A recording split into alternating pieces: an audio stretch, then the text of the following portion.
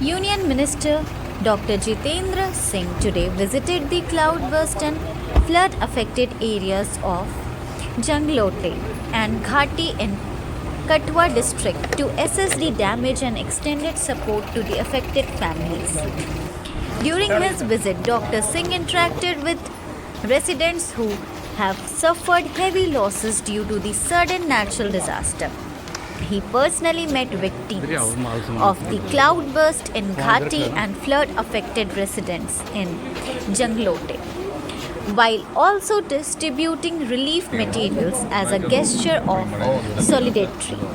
Expressing deep concern over the devastation, Dr. Jitendra Singh assured that the government is fully committed to providing timely relief and rehabilitation.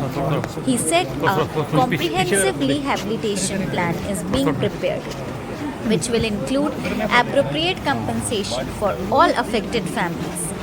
He further urged citizens to remain vigilant against unforeseen weather events, highlighting the increasing frequency of such natural calamities. He emphasized that all the necessary measures are underway to restore normalcy at the earliest and extended every possible support to those in distress.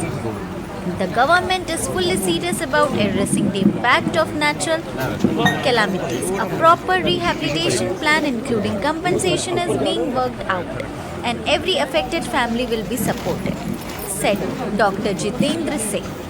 The visit of the Union Minister brought much needed reassurance to the people of Katwa as a relief and rehabilitation efforts continue in the affected regions.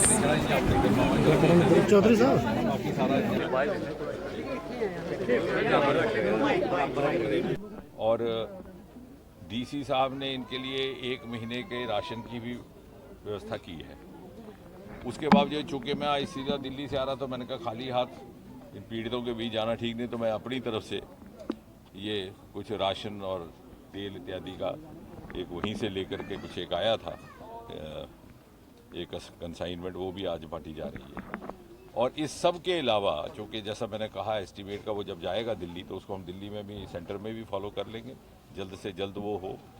और उसके अलावा जो कहीं कमी पेशी रह जाएगी, MP funds हमने डीसी साहब के डिस्पोजल पर रखे हैं। इत्तेफाक से यही हमारे नोडल ऑफिसर भी हैं उधमपुर, कठुआ, डोडा के। बाकी 4 ज़िले का भी वितरण इन्हीं के माध्यम से होता है, तो उसमें भी कोई कमी पेशी नहीं रखी जाएगी।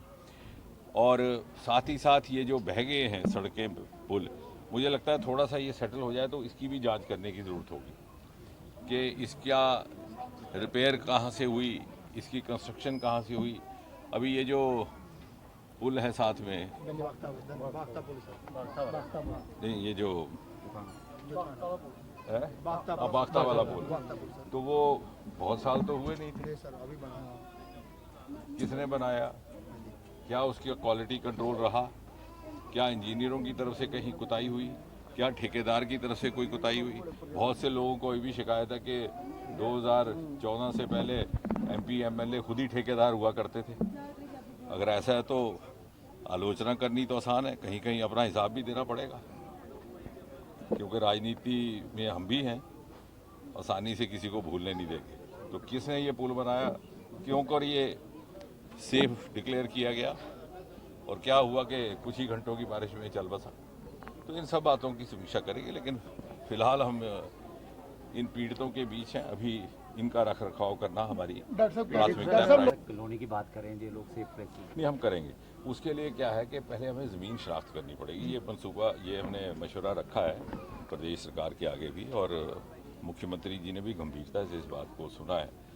हुआ क्या कि इसी बीच किश्तवाड़ की त्रासदी हो गई, तो पार्लियामेंट के सेशन के बीच में ही मैं रात को वहाँ जाना पड़ा। 10 घंटे की ड्राइव करके हम रात को पहुँचे, और वहाँ पर 2-3 घंटे रुके, सीधा ड्राइव करके फिर से 10 घंटे वापस पहुँच के दिल्ली पहुँचे, क्योंकि शुभांशु शुक्ला को वहाँ पे रिसीव करना था एयरपोर्ट पे, जो हमारे अंतरिक्ष यात्री हैं। तो कहने का मतलब ये है कि हमारी स्टोली की तरफ से कहीं कोई कमी नहीं रही है।